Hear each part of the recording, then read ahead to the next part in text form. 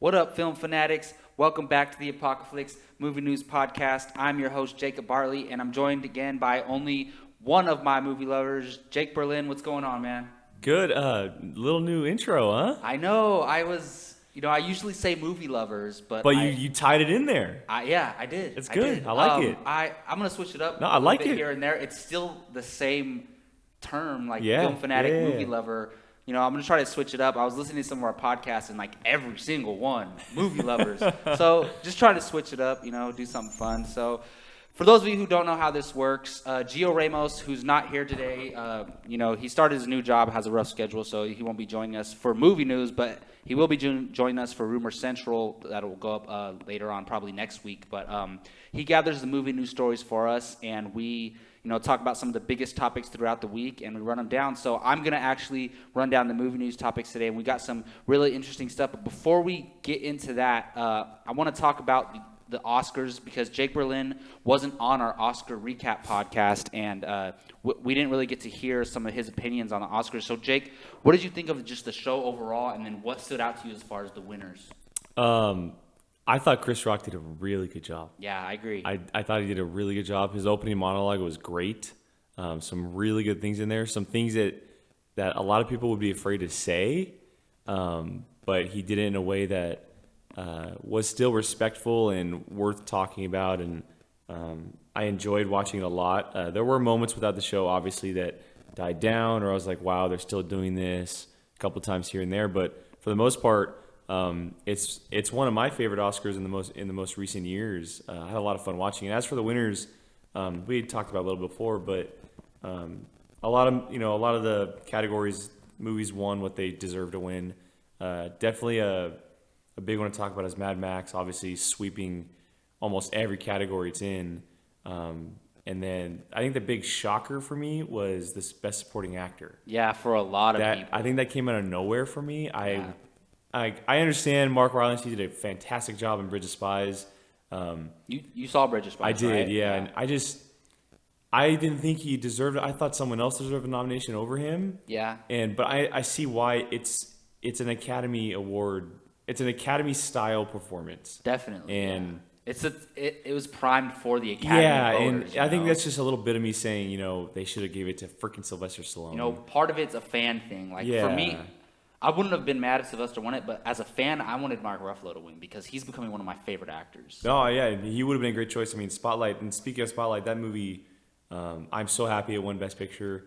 It deserves Best Picture. It was by far the best picture of the year.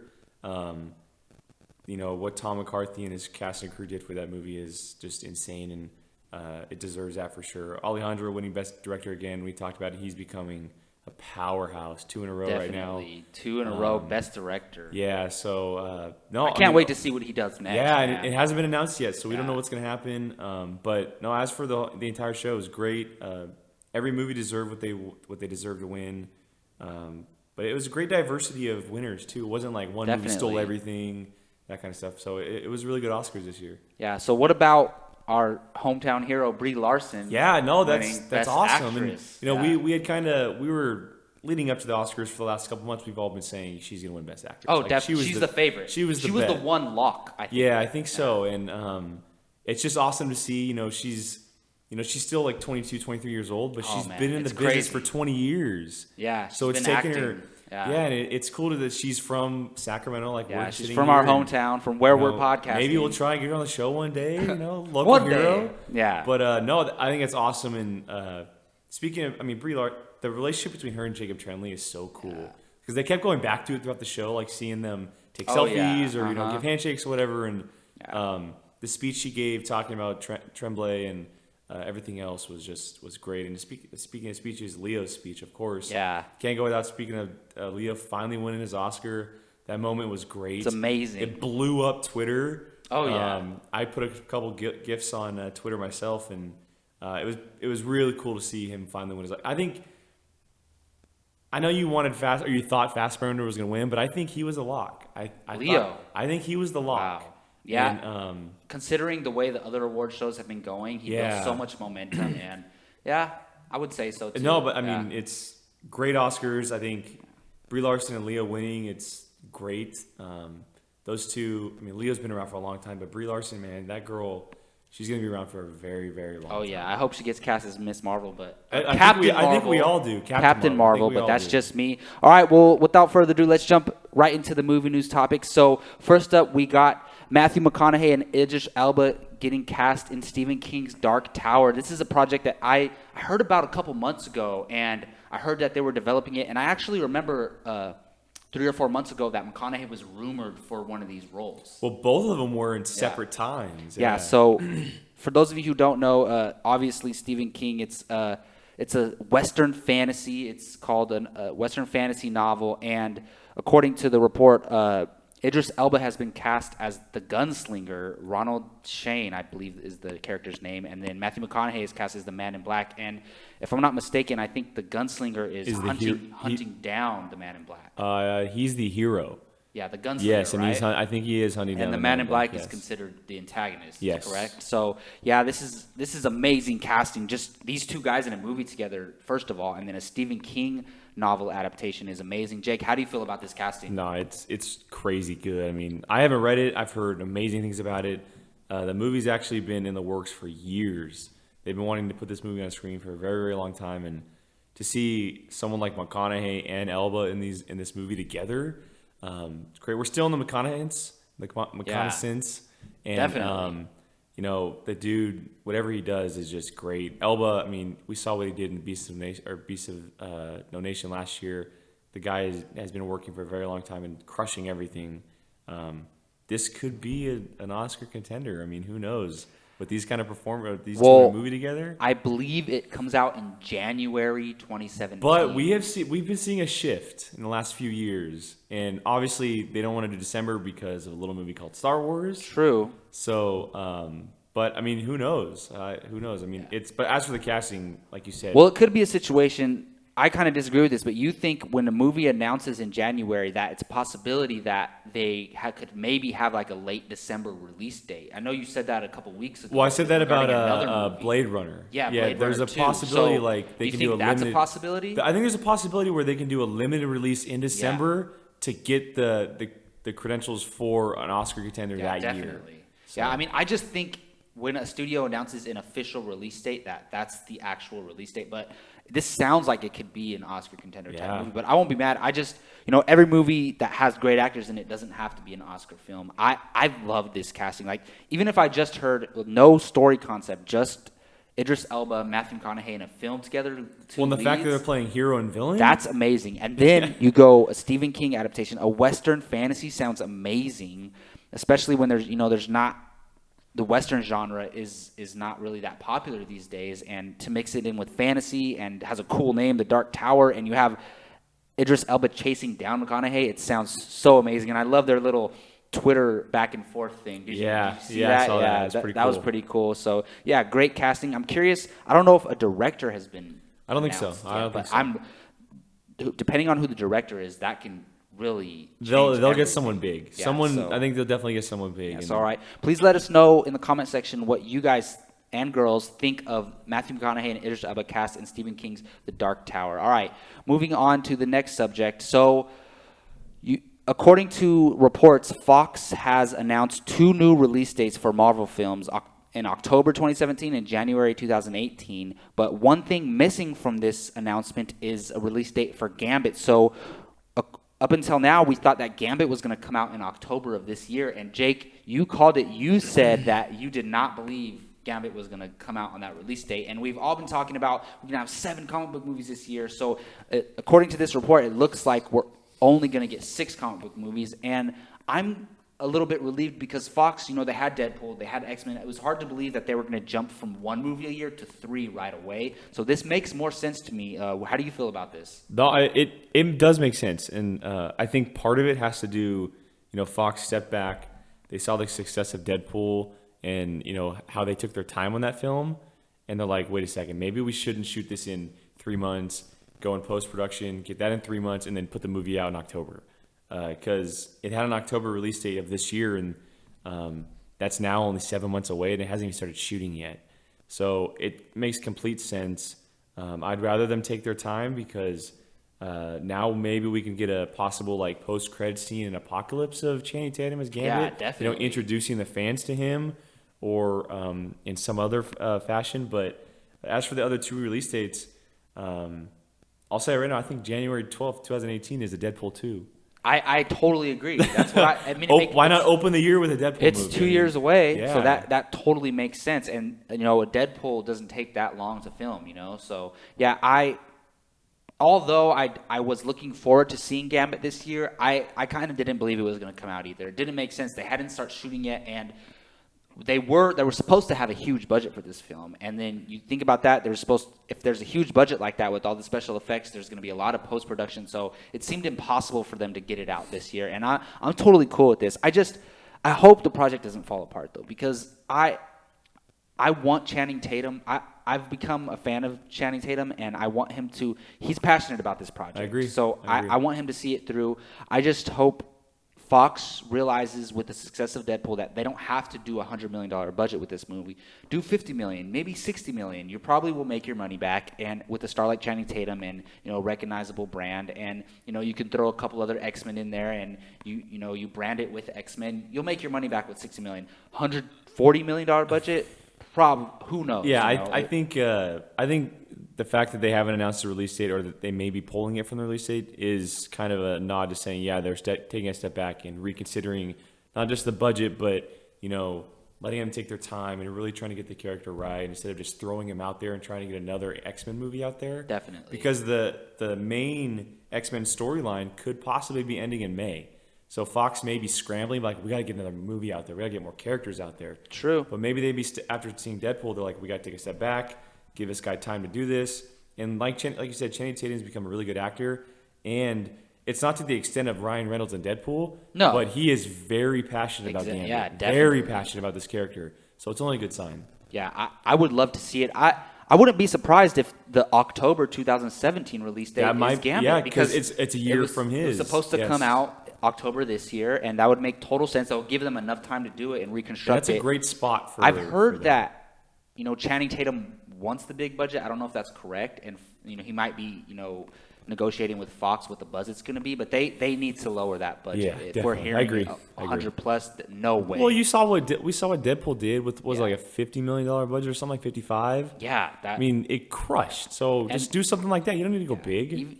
60, 70 at the most. Yeah. Yeah. So, all right. Well, moving on to our next subject, we got David Ayer, director of Suicide Squad, working on his next project. Supposedly, it's going to star Will Smith and Joel Edgerton, and it's a cop thriller called Bright. So, according to the report, it's a contemporary cop thriller with fantastical elements. So, according to this, Will Smith and David Ayer have probably been getting along really well, and they probably want to work on a project together. I don't know about you, Jake, but this sounds amazing to me. No, I'm totally agree with you.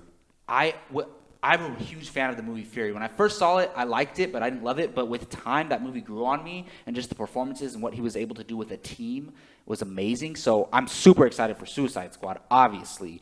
But this sounds like a great project for David Ayer, for Will Smith, and Joel Edgerton, who is an incredible actor. So I'm curious what type of roles they're playing. I'm assuming Will Smith is the lead and Joel Edgerton is the supporting. But this sounds amazing to me, almost on the level of McConaughey and Elba in a film together. So how does this sound to you, Jake? No, I absolutely agree with you. It sounds awesome. I mean, David Ayer, his style is so different from other directors out there. Like you said, Fury, I loved it from the moment I saw it.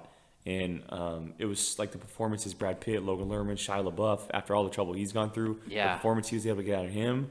The movie before, like people, they don't like it as much, but Sabotage with Arnold Schwarzenegger, that's style of movie. Yeah. Then you have End of Watch with Jake Gyllenhaal and Michael Pena. Great That's a David Ayer film. I love that movie. So he's on a definite roll, and then obviously Suicide Squad, and I think people are very, very happy with that. Oh, yeah. And it's in Will Smith and David Ayer, they look like they fit together.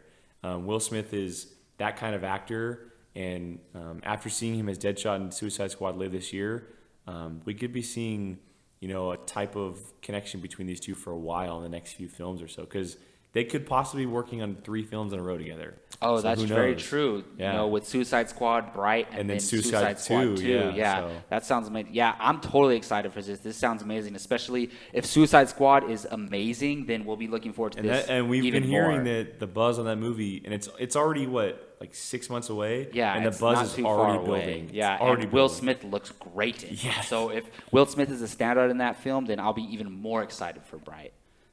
All right, moving on. So we got some Captain America Civil War promo art and some official art, and also some behind-the-scene images, some images of Bucky and Cap, some Falcon and Cap standing next to Chadwick Boseman as Black Panther. So, Jake, you looked at these images. Which one of these stands out to you? I mean, I think the obvious standout is the Team Iron Man shot. Because you kind of get to analyze it. You see a beautiful close-up of Black Panther in that awesome-looking suit. But the one image that I can't get enough of is Anthony Mackie, Chris Evans, and Chadwick Boseman standing next to each other. Sam Wilson, Steve Rogers, and T'Challa. And the reason why is because leading up to this point, we've all kind of been led on to believe that at some point in the movie, Tony Stark finds Black Panther for this team up. You know, brings him on his side, tells him what's going on, and that Black Panther's kind of almost been hunting down Winter Soldier because of past events maybe. But we've seen in trailers that shot in the trailer is Steve Rogers and Sam Wilson's suits being taken away. Now, here's the thing. If they're together, the 3 of them, could Black Panther be on the new Avengers already? Wow, that's very interesting. Could he be in the very opening scene on the new Avengers, working with them, and then all this stuff goes down? That's what I'm led on to believe after seeing this photo. Like, he could already be on the team. That would make sense. Because we saw this in the trailer that looks like they're getting their suits taken Yeah. away. So why is he standing next to them? He looks Exactly. very upset Exactly. about something. But then, again, we see him chasing Bucky, and so where does that fall in? You know, and with Cap chasing him, it's really Well, we know interesting. that the new Avengers, that Bucky is not part of them. Like, Oh, that's true. a side job with So Sam maybe, Wilson and Chris yeah, Evans. That's true. So maybe he's keeping it secret, and that would make sense. And then maybe Black Panther finds out that Cap has been hiding him. And then the superhero sides, they shift, and Black Panther ends up on Iron Man's side. Yeah, like, I'm that led would to make believe total that from the sense. opening scene in the movie, that's when we'll get our first glimpse.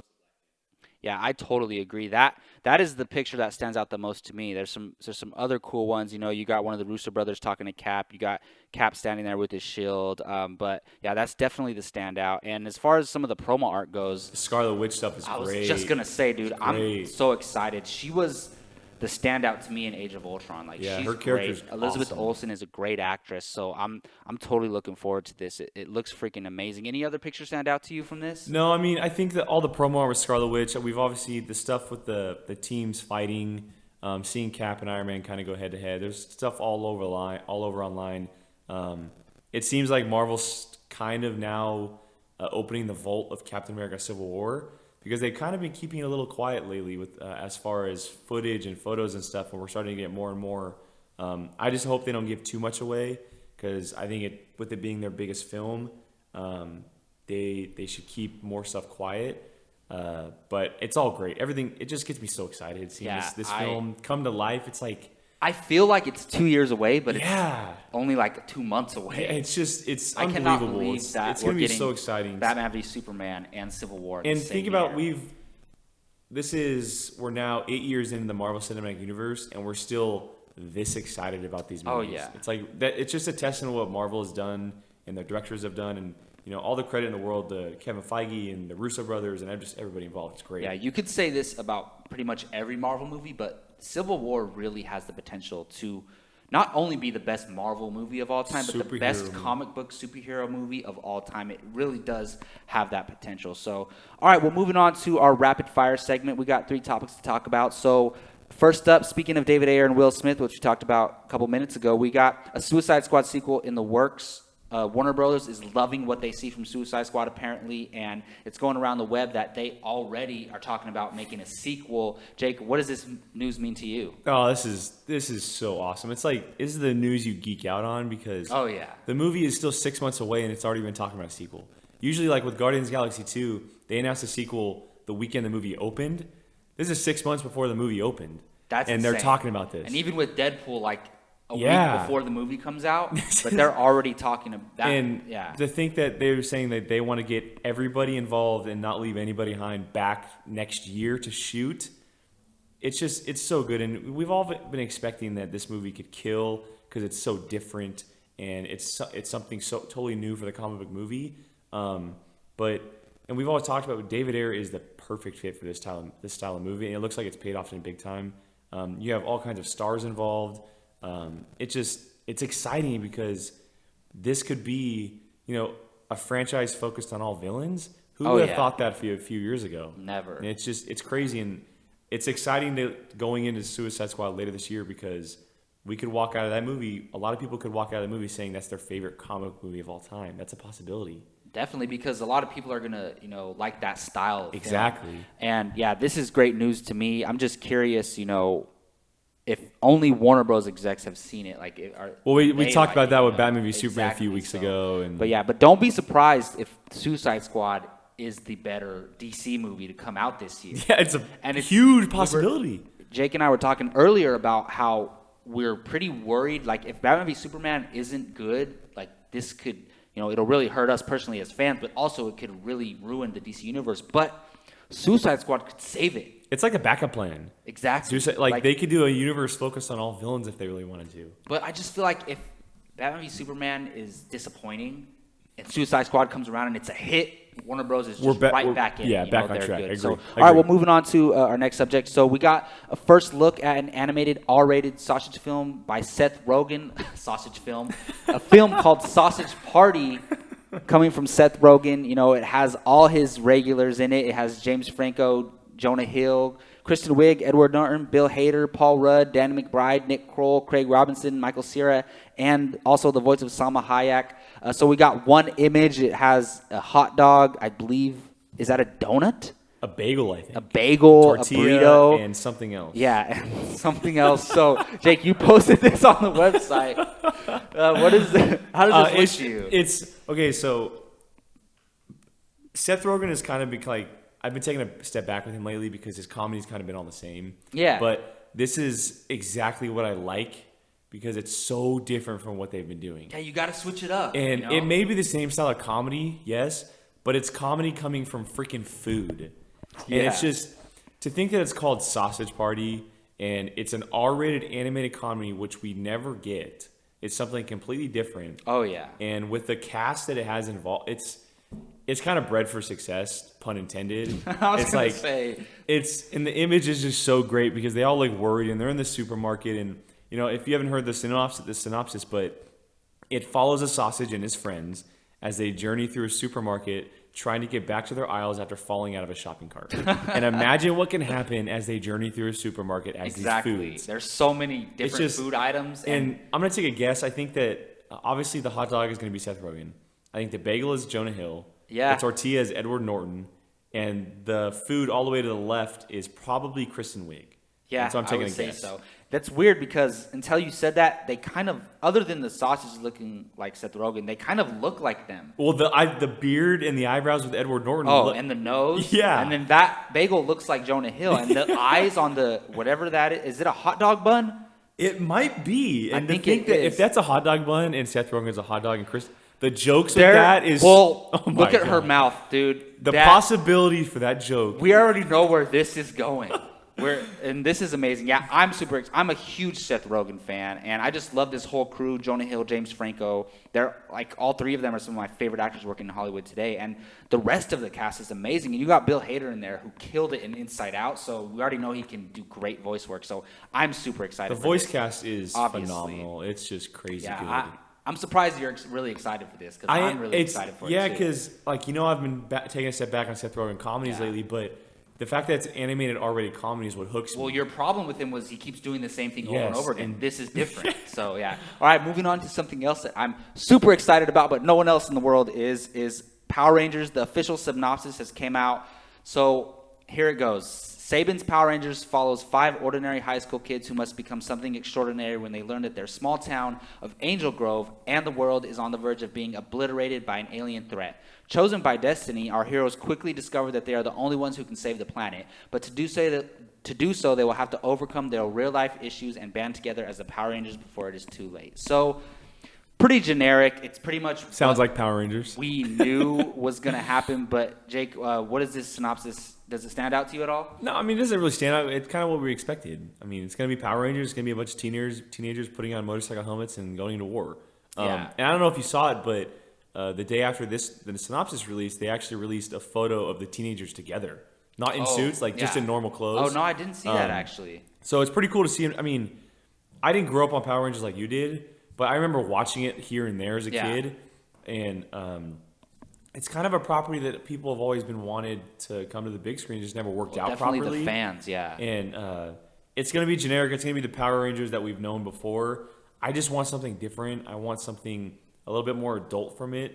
We probably won't get that. But yeah, the synopsis is generic, but it doesn't hinder the way I want to, because I still want to go see it. It's Power Rangers. Definitely. I mean, I'm iffy on this because I am excited, but I don't want Saban to have the end-all be-all say on everything that goes on in this project. Yes. So, and it's not looking good where he's already titling it Saban's Power Rangers. Like, it's different with Marvel. Marvel is a company. Like, they're going to brand their thing Marvel's The Avengers. He's just one man, and Saban's Power Rangers, like, it's selfish to me. He wants to take, but it's weird because if this movie doesn't work out, he's going to take all the bashing for it. So it's kind of ballsy for him to put his name on it, because if it doesn't work out, but if it is great, then he's going to get all the credit for it. So, but I'm excited for this. You have the writers of X-Men First Class and the first Thor. You have the director of Project Almanac, which a movie you and I both I enjoyed, yeah. And you have Elizabeth Banks playing the villain. Like, everything else other than Saban's involvement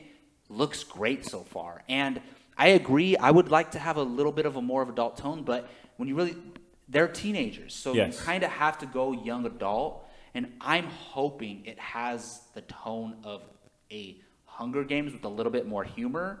I don't want the tone of the old Power Rangers. How about like a Maze Runner?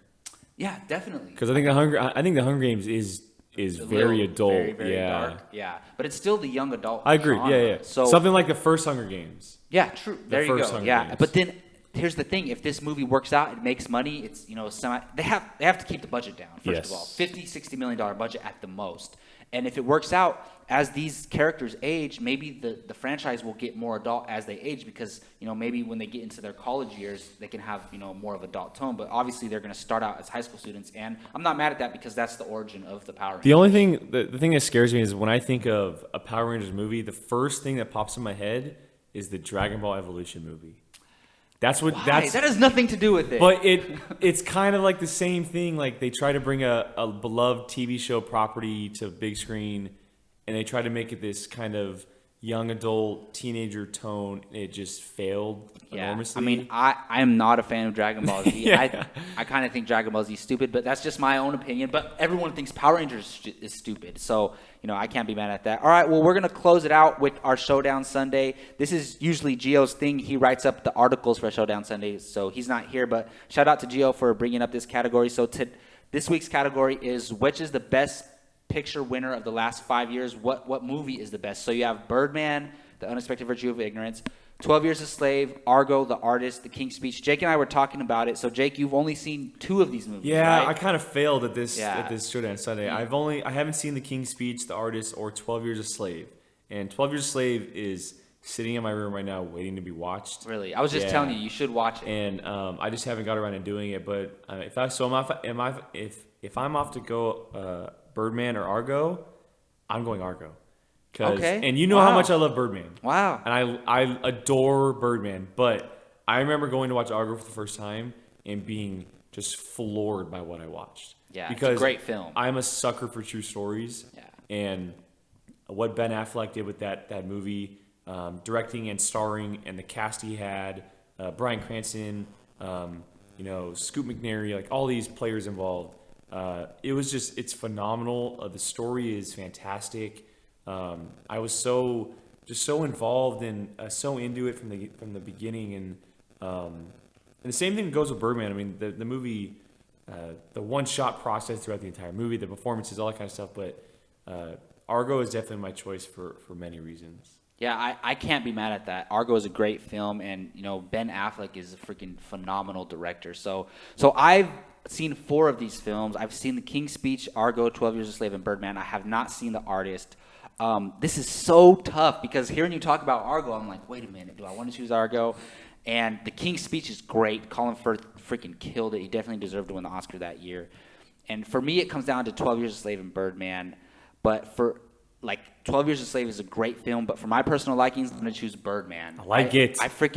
I love this movie. And Gio always gives me crap because it wasn't my favorite movie of that year. It was in my top 10, and he still gives me crap for it. I freaking loved this movie. Birdman is a freaking phenomenal film. I'm a huge guy. I'm huge on dialogue in movies. That's why I loved Steve Jobs so much. And they're very different, but as far as dialogue driving the whole entire film, they're very similar. Yeah. So for me, Birdman is freaking amazing. I think it's better than The Revenant, Alejandro González Iñárritu's film that he won Best Director for this year.